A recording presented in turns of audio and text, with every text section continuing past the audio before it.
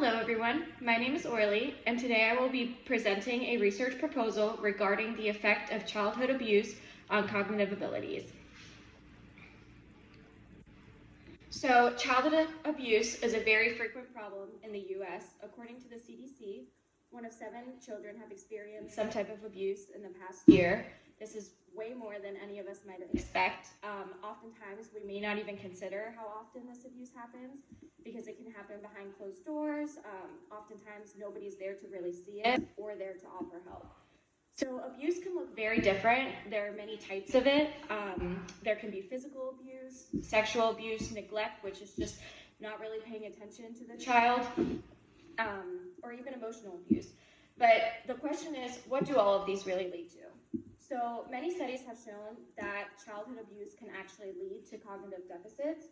Your cognitive abilities include anything between learning, your attention, memory, problem solving, or even just the basic concept of thinking. So in this proposal today, we will mostly be focusing on just the effect of childhood abuse on memory and sleep cycles. So with the many studies that are out there, we do have somewhat of an idea of what may happen with children who were abused during childhood and what kind of impacts this may lead to later on in life. Although there is an insight, the studies do have some limitations as well.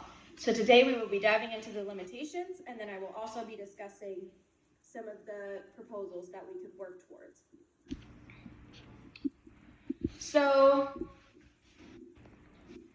one of the first studies I would like to discuss is done by Stratton et al., which was conducted in 2020. So in this study, the participants were made of 7,223 mothers.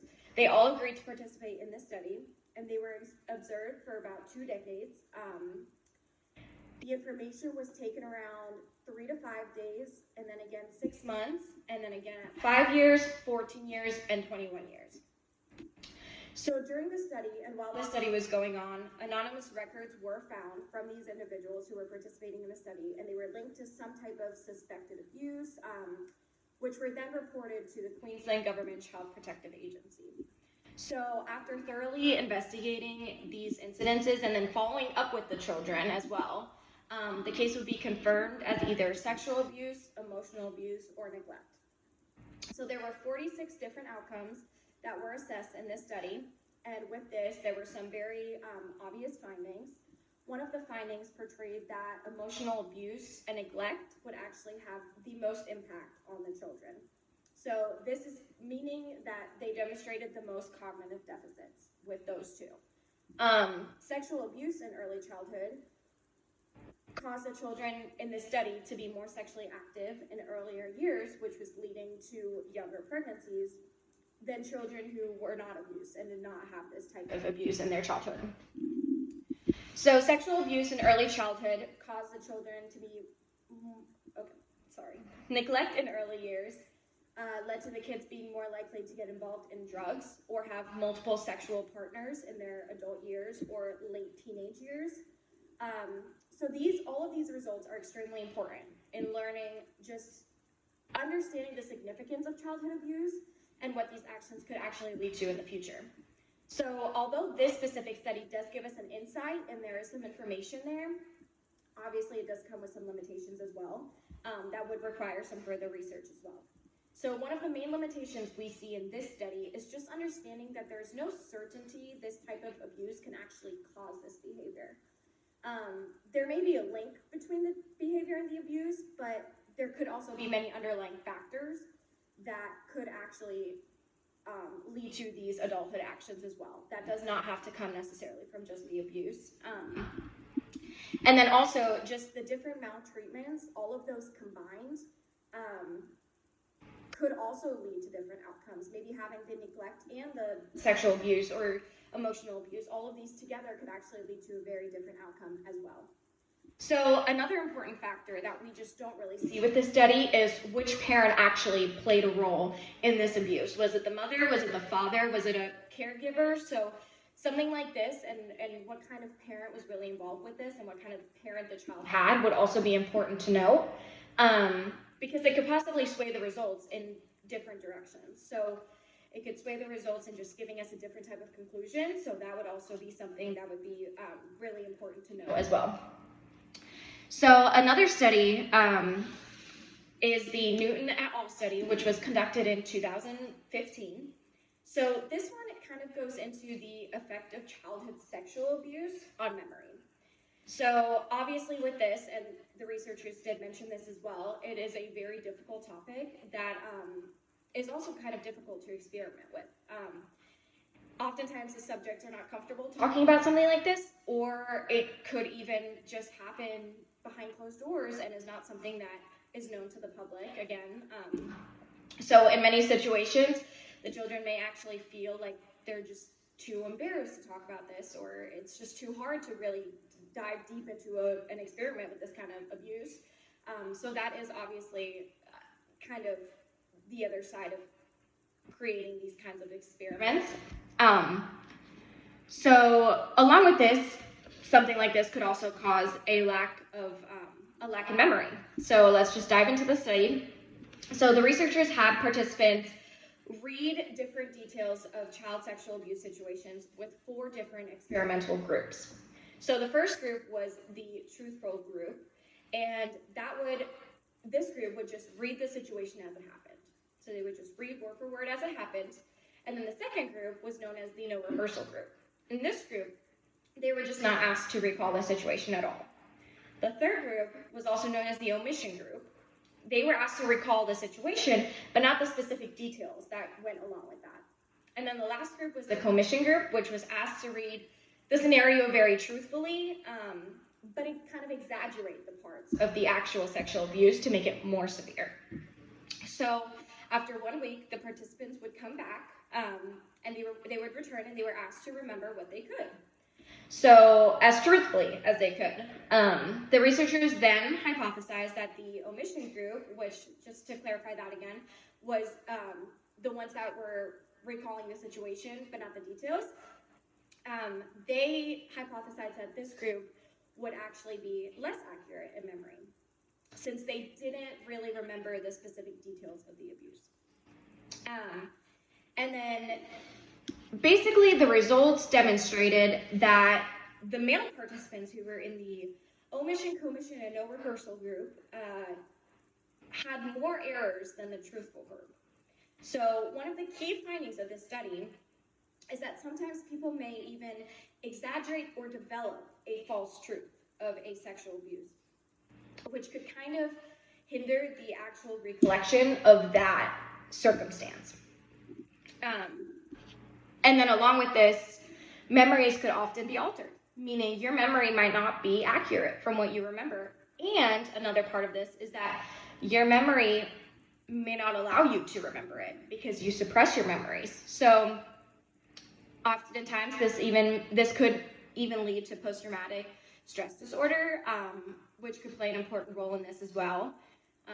Could lead to nightmares, could lead to anxiety, could lead to a bunch of other things as well. So although the study did give us an insight on how memory could potentially be altered, of course, again, it comes with some limitations too. First of all, this study was done in a controlled environment, meaning the participants were all together in a group, the researchers were there, it was all controlled. Obviously, we know that when something like that actually happens, sexual abuse actually occurs, it's not that anybody knows what's going on, or that it happens in an open environment. So it's not a natural setting. It is a controlled environment that could obviously alter the results a little bit. So the participants were asked to recall the information in a closed setting, which could also lead to observer bias. So meaning rehearsing the situation before you even go back and kind of trying to remember to please the researchers. That could be an aspect of that too. It's just really difficult to study this kind of abuse in a natural setting, and it could be kind of hard to get past that limitation, because that's not always possible with these kinds of experiments, but that is definitely a limitation that the study does hold as well. So for this one, it would be kind of important to see just the real life experiments of it, although that may not be completely possible. So another study we have is done by Eisen et al., conducted in 2002. So this was done to kind of examine eyewitness testimonies and see if children's age could play a role in memory as well, and if their eyewitness testimonies could actually be better or worse throughout age, or as the age of the child increased. So with this, though, does come the side effect of stress. Oftentimes, stress can have an influence on your memory as well. So just finding yourself in a high-intensity situation could possibly lead to the child forgetting what happened, because adrenaline is high, or other factors are included. You just often don't remember something that really scared you or frightened you, or you were really just afraid of. So that could definitely play a role too. So in this specific study, the researchers wanted to see how children who have a history of the maltreatment would perform on a memory test. So participants were all children who were admitted to the Mount Sinai Hospital in Chicago. The researchers conducted an anogenital examination, as well as a psychological examination. So basically, during the anogenital exam, their stress levels were tested, and that's what that test was specifically used for. So the hypotheses included that children who were older would have a better memory than younger children in these eyewitness testimonies and what they were using. So they also hypothesized that the anogenital exam would actually cause an increase in the stress level, because it could remind them of something that had happened previously due to some abuse they had faced. So the results of this specific study indicated that age actually did play a role in memory. The older the children got, the more they were able to recall the events that were happening, the more likely than the younger participants. So with that, though, there were no significant findings with the anogenital exam, which could there could be a variety of different reasons for that. And one of those being that children may be able to just differentiate between a doctor who is examining them and somebody who is not supposed to be doing that kind of action. So that might be an explanation as to why the stress level was not going up. So that could just be one of the reasons. So with this study, one of the big limitations is that it may have caused just unnecessary stress on top of what they were already dealing with due to the exam and just some of the questions they were asked. It just could have added stress, which is not the intention of any exam or experiment for that matter. Then another limitation was that before this study began, the researchers classified the children as either abused or non-abused. And there's never a real guarantee in this situation that they actually were able to identify which category they should fall into. So they did do a lot of testing in this matter, which could hopefully limit the chances of misclassifying anybody. But you can't just completely eliminate it. So another thing was the parents were also brought in for questioning, which, questioning parents who stand behind a child who was sexually abused, it's kind of hard to get the truth the questions could be falsified. So just because the parents say one thing does not mean that's 100% true. There was not enough background information on these specific children and their parents to find out what happened to really know if that information was correct. That was given by the parents. So there was just no way to know for certain that the caregivers were not the ones who were the ones doing this abusing. So that would definitely be another limitation that the researchers would have to avoid. Then we have another study, which was conducted by Edwards et al. This was conducted in 2001. So this was this was regarding children who have had childhood trauma, if they could really remember their childhood, or if there was, again, a lapse in memory. So the researchers conducted a study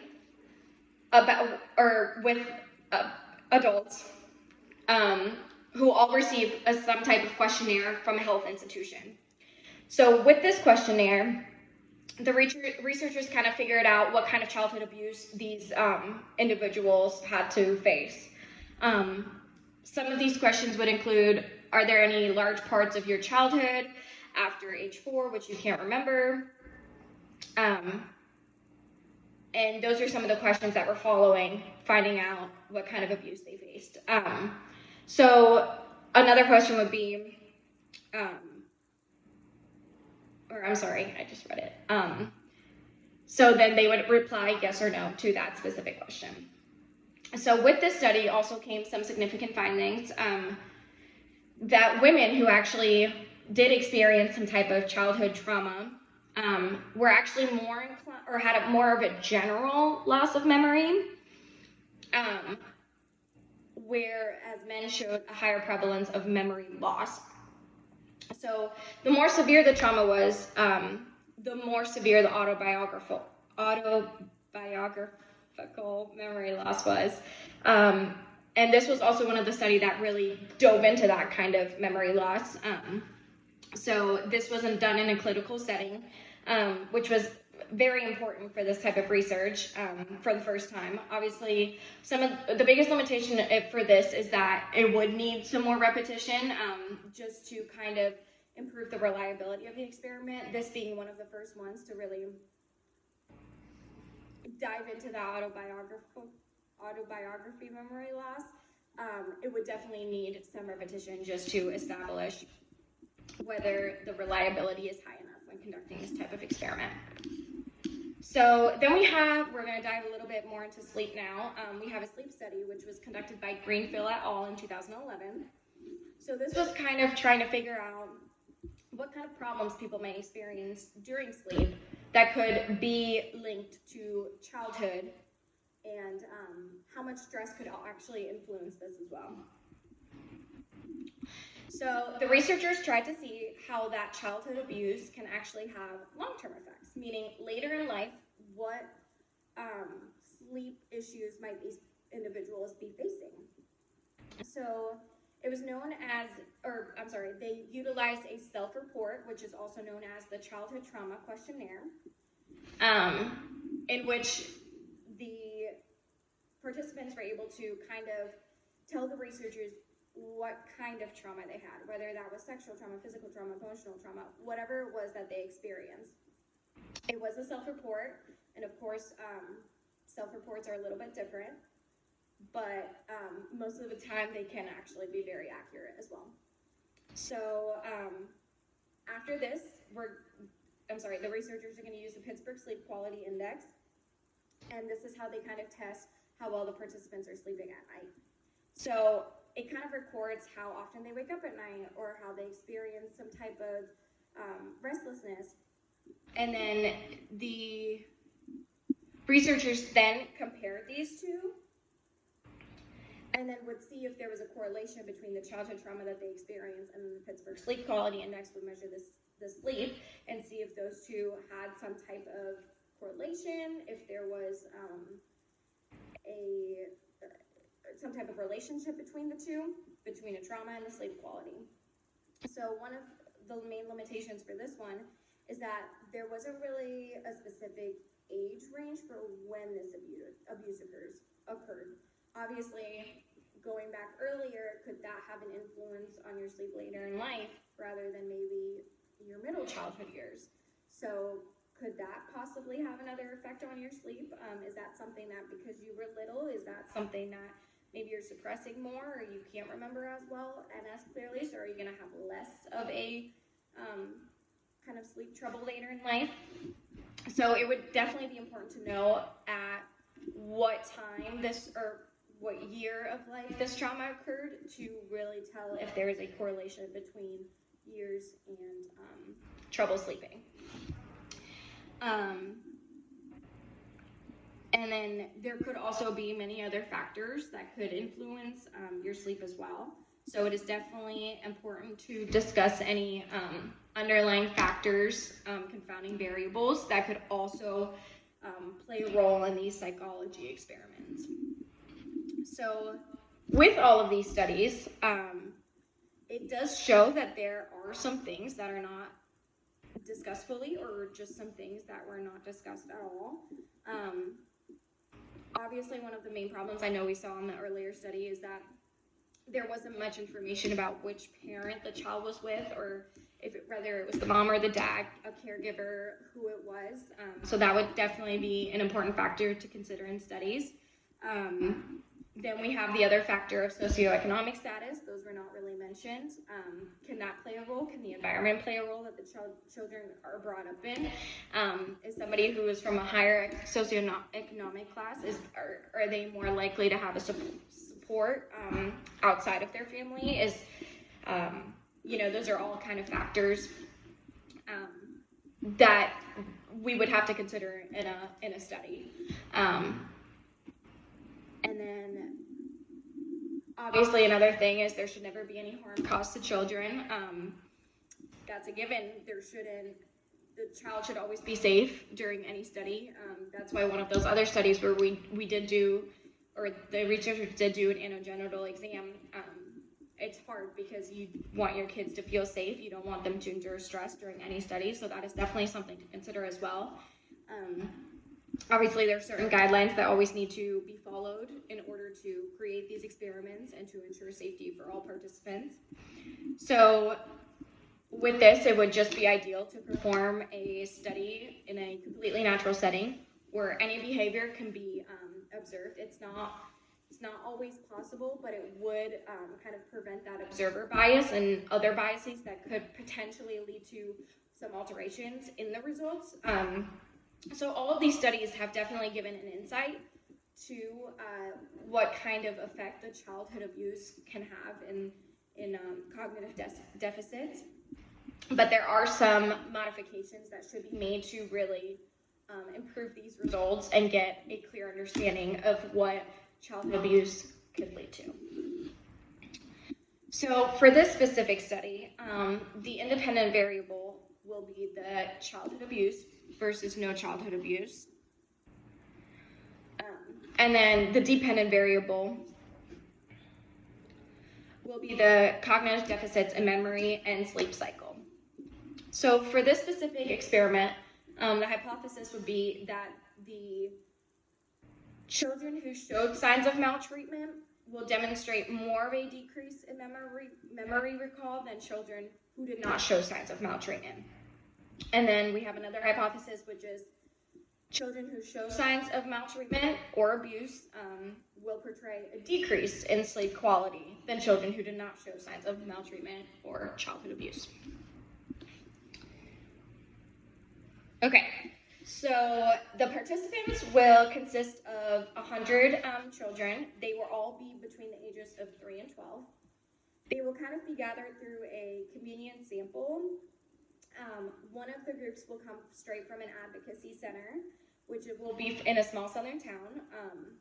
The children who come to these advocacy centers, they have all dealt with some type of abuse during their younger years. It could range from anywhere between neglect to sexual abuse to physical abuse. So that's, it could just be different types of abuse. And basically these centers are just there to help the children out. They're there to kind of guide them through the next steps following the abuse. So it is a safe place for children to go even if they don't have anybody else. Somehow, if they make it to this place, there will be help provided to them. So no children will be at the center who have not had some type of abuse, which kind of takes away that misidentifying effect, because they will all be there for the purpose of getting help after or following some type of abuse. So in order to just compare these results to another group, we are going to use a small school also in the South. They will be asked to participate. All the parents will be given consent forms, and the children will know about it, and they will know that they can also leave the study at any point, any time. But they will be from a small elementary school, so they will be asked to just participate in the classroom, and the teacher will also be there to supervise, and they will just be asked some basic questions. So the sample will be 65 or 65% girls, 35% boys.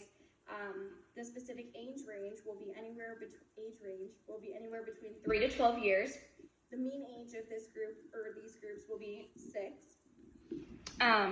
The different races, it'll be 40% white, 20% black or African American, 20% Latino or Hispanic, and then 20% 2 or more races. And then for the Advocacy Center as well, there will just be a flyer in the lobby to kind of ask for potential participants in a clinical study to just learn more about children's cognitive abilities. So again, all the participants will have their caregiver sign a consent form. And then the only people that will be excluded from this study, the only people that will be excluded from this study are just children who were diagnosed with some extreme disabilities, just to kind of eliminate those other confounding variables. So let's talk a little bit about the measures.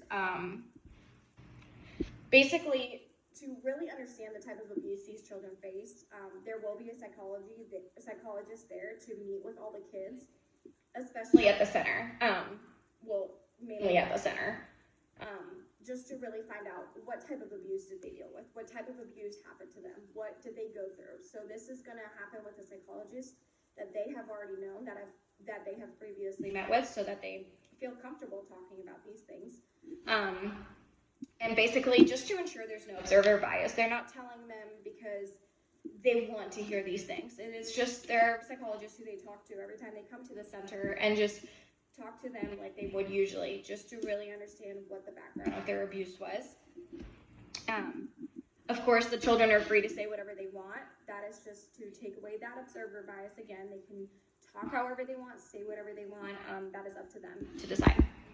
So with that information that will come from that interview with the psychologist and the children, the researchers, we will then be able to kind of identify what types of trauma these children faced, and then kind of split them up in those groups as well. So once we know this given history, then we will kind of dive more into the experiment, kind of try to find out how the children sleep at night. So at this point, there will not be any parents there or whatever it is that they have, just because, especially with children in these centers, you want them to feel comfortable. So they will then be asked to rate their sleep from a 1 to 5 scale. 1 will be representing not at all, 2 is not a lot, 3 sometimes, 4 will be most of the time, and then 5 would be all the time. So since this is a self-report, we do have another researcher, Noel et al. 2006.